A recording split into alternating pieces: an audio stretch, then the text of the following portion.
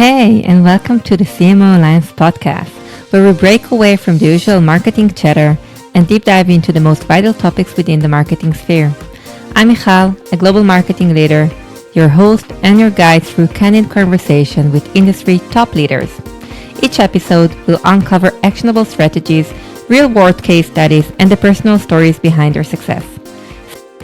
Today, I'm joined with Bonnie Habyan, CMO at Excalibur, who brings a dynamic blend of digital and traditional marketing expertise to her role. Bonnie is a visionary marketing leader who not only supports the strategic direction of a fast-growing company, but also acts as a brand ambassador, both within and outside the organization. Before we dive into our interview, would you mind to share a bit about your background? Sure. I've always been a lover of communications and learning, so I think marketing is a certainly natural fit for me. But I started out as a journalism communications major in college, and one of the things that I learned along the way is, after kind of delving a little bit into the broadcasting and corporate spokesperson scenario, is that if I could marry that with a finance background, I would open up so many opportunities. So I went back and got an MBA in banking and finance, and that just opened up a tremendous runway for me for growth. So I ended up starting as a VP of marketing, not knowing much really about marketing. I was much more into like the communications, journalism, spokesperson stuff, and marketing just had so much more of a scope of work, and I quickly seemed to find my comfort level, and here I am 20 years later, having been a CMO a couple of places, so it's been great. Amazing. So from journalism to communication and then also the finance background, that's pretty exciting and also a bit unusual, I would say. And then 20 years of career at marketing, you've probably gained so much experience. Do you have any specific challenge at the moment or something that you kind of like feel that currently is on top of your mind in regards to the marketing landscape? Yeah, Michal, I think probably every CMO is facing the same challenge of really kind of having to deal with highly administrative tasks and trying to overcome that. I mean, 20 years ago, we were just worried about putting out advertising and trying to prove that it had some ROI. Now we are faced with a great problem, but a challenge of creating these composable tech stacks that have so many different levels of capability, but not one in all. So you have to figure out how to integrate them and have them speak to each other. And, there's just so many reasons why we come to have this composable landscape, but the administrative challenges are often very difficult. And in a world of AI, when more things are changing, really the realization of how can you integrate and leverage all of those systems is probably a very tall task for every single CMO and every marketer in 2024.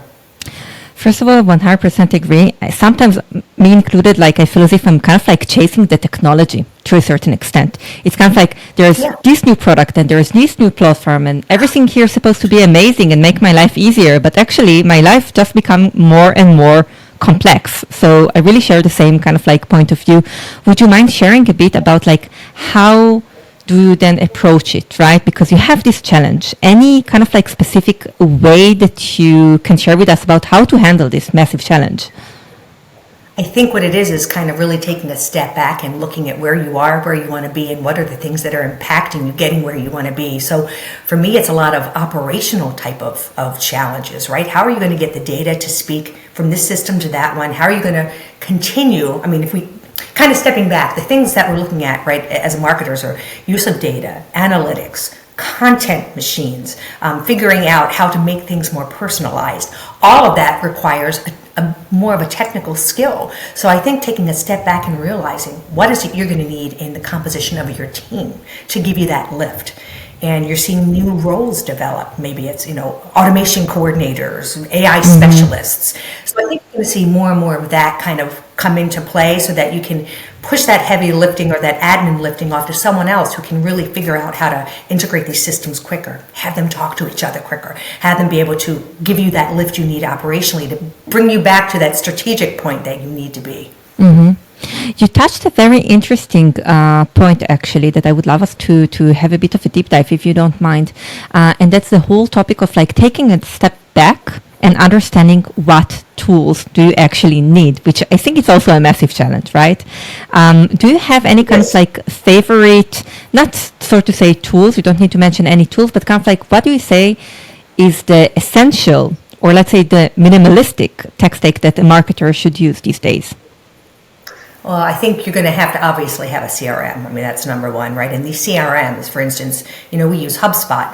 The CRMs really provide you all sorts of tools that you need, or they're starting to evolve. But the challenge is you may have that particular CRM providing you something and something else you're using providing you something. And then you start figuring out which one's better, which one is going to talk to each other easier. I think everyone, has other sorts of integration, sort of things like Zapier that help you integrate knowledge and integrate data so you can automate. But obviously, you must have a CRM tool. You must have a social media dissemination tool. And more importantly, you must be able to have systems that allow you to understand the customer journey, right? It's not just about acquiring customers anymore. It's figuring out, okay, how did we get them? How do we make them feel, differentiate ourselves by being personalized? How do we provide them value?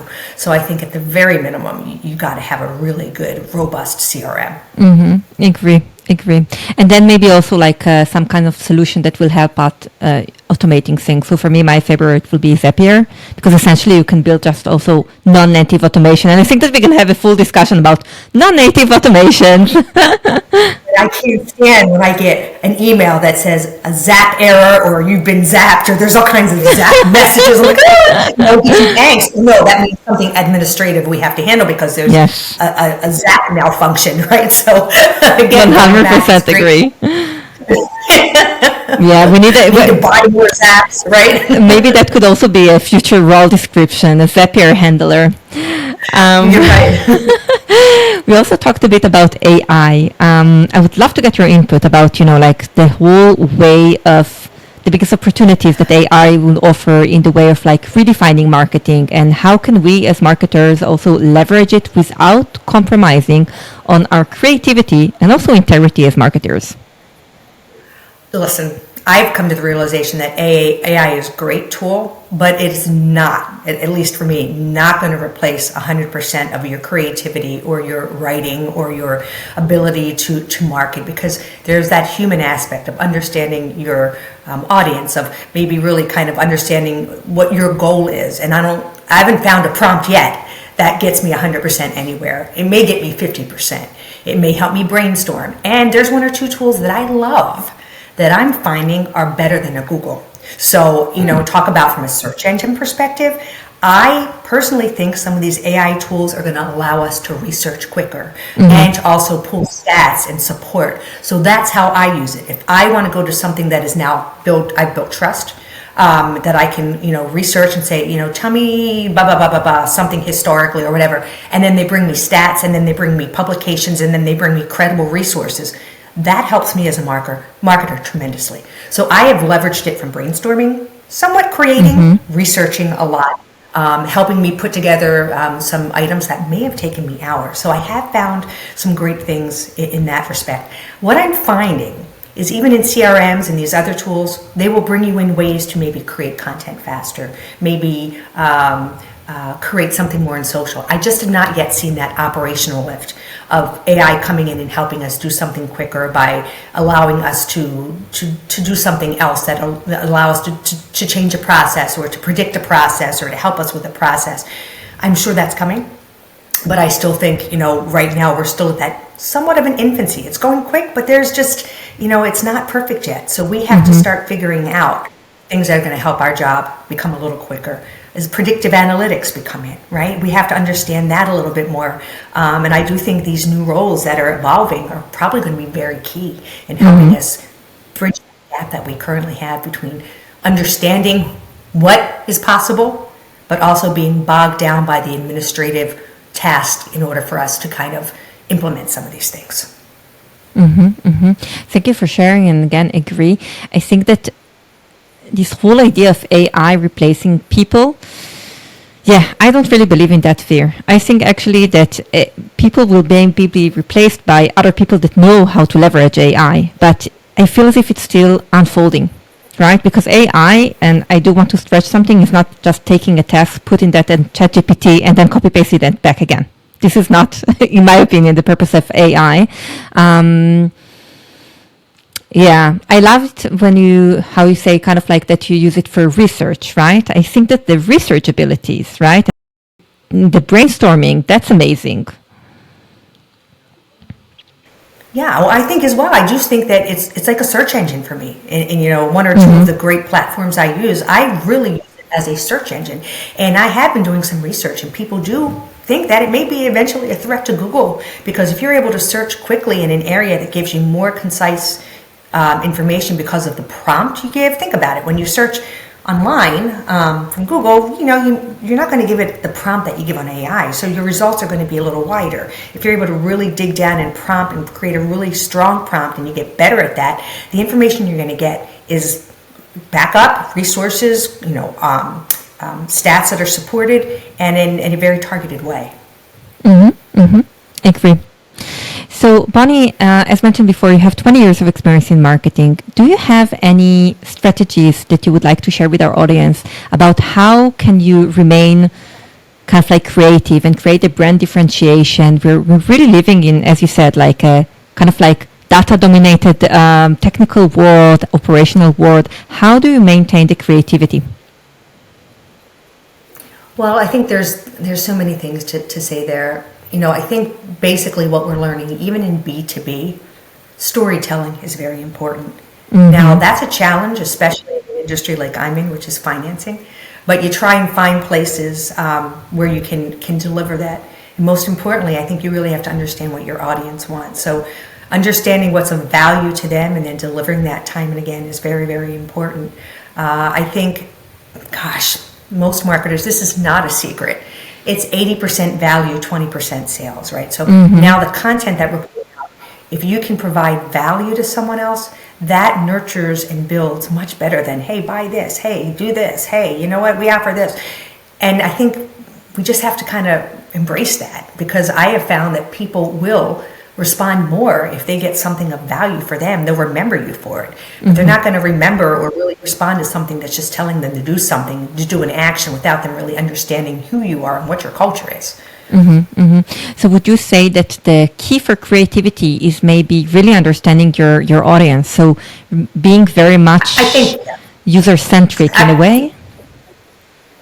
Understand your audience. You really need to focus on connecting with them. So understanding your audience, bringing value in a way that you're connecting with them is probably the best way you can actually develop a rapport with your audience. And personalization, right? So all of those things, when I'm saying connecting, that's a broad term, but connecting means delivering things of value, personalizing things, understanding how the cadence of how you're communicating with them, listening to your audience, and providing amazing customer service. It is not just about marketing. It has to go all through that journey now. Again, it's not just about acquiring, but it's about bringing in and building a brand. Listen, I am a Starbucks girl. Love Starbucks. Do you know why? Because I go in there and I feel an experience, right? And then when I read back why Howard Schultz created Starbucks and how everything went into that, it's all about connecting. So I will go in there and just feel warm sometimes. I don't even, it may not even be the coffee. It's just this home place for me. Other people have other brands that do that. That does that for me, and that's an experience, and that's a connection, and that's a loyalty that I think has come over time. Any tips maybe for a bit less experienced marketeers? So connecting with your audience, as you said, is quite broad. How, what will be the first kind of thresholds to start that journey?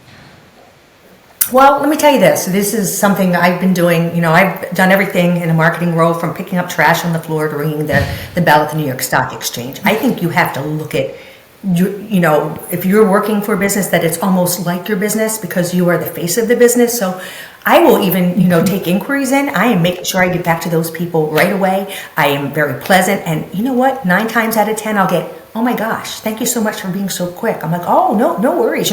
You make them feel special and valued from the very beginning. They have a trust factor at the very start of the journey with you. And to me, I think I don't care if it's, 11 o'clock at night on a weekend or 5 o'clock on a Monday.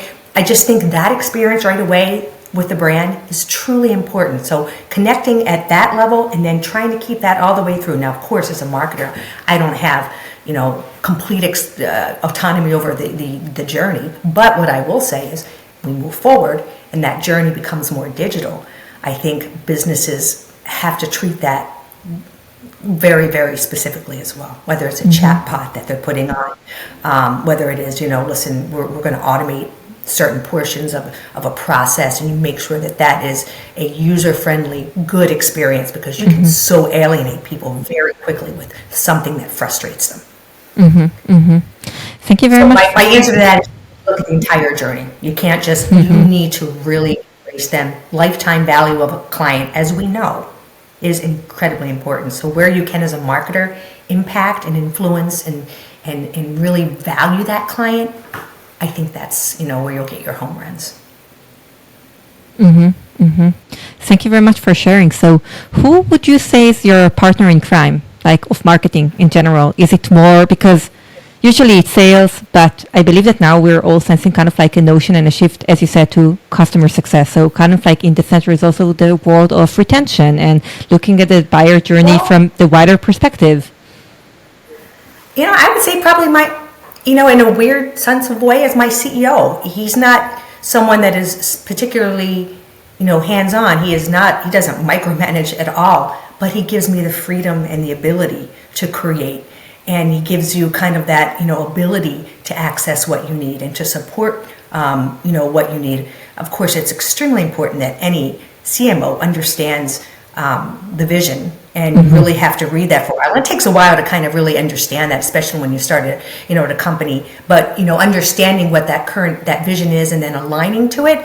Making sure that every step of the way that you are supporting the vision of the company is tremendously important. And I feel like having that good relationship, that open dialogue is really key. It really is. And I've been to many organizations and have had great relationships for the most part with all of the people I've worked with, and that's been very helpful. But there's usually this, it's tough. Sales and marketing can sometimes have a little bit of it's just the way that they're built, right? They have a little bit of a not friction, but just kind of push and pull, because sales are hunters, marketers are kind of in some respects, I think, starting to be looked at more from a business sense, but for many years they weren't. So there can be a little challenge there at times. We wear a lot of hats, so many more than we did in the past. But for me, it's kind of having that leadership and that senior leadership respect and that senior leadership support that is key. Agree. Thank you very much for sharing your perspective. Looking ahead, what changes do you think need to happen for marketing to evolve in a way that, we're going forward?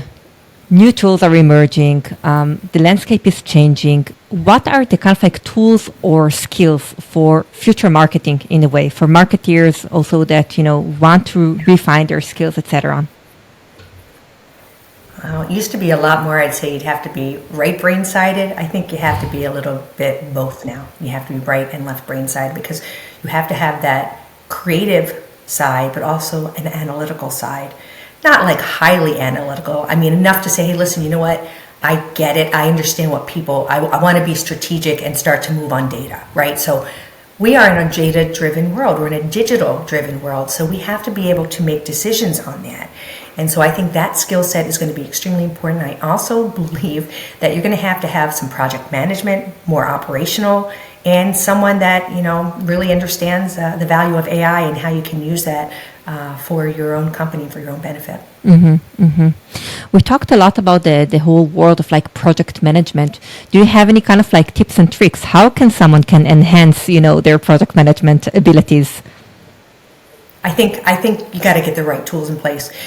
Companies are at different levels of maturity. I've been at all different levels of companies. You have to maybe start out with Excel, then you go up to something else like Monday.com or whatever, Basecamp, Reich. So I really think it's a combination of the skill set, but also the tool that you have, because there are some tools that are more robust for larger companies or at different stages, and being able to understand what tools are going to help you and automate with your tech stack, right? You don't want to go out and get something that it has no ability to integrate with something else. And I think that as well brings in the importance of having a chief technology officer or someone else that you can kind of, make sure that you liaise with, because you're ultimately responsible for the marketing, right? And you want to make sure that you kind of own that tech stack.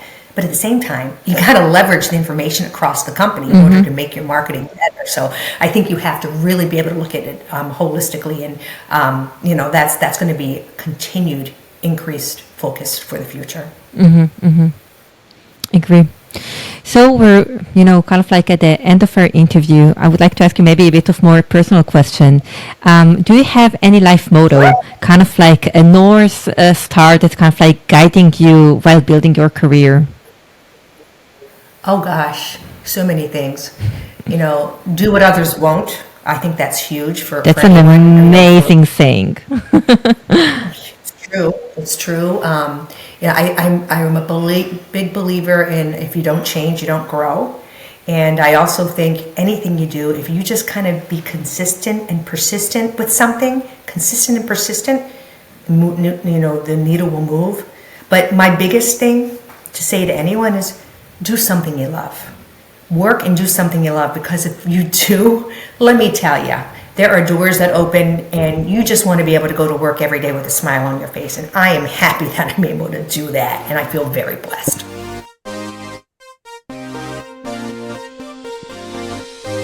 Thanks for tuning into this episode of CMO Convo. For more content like this, check the recommended videos on your screen now. If you enjoyed this episode, please give us a thumbs up, subscribe to our channel, and hit the notification bell so you never miss a thing.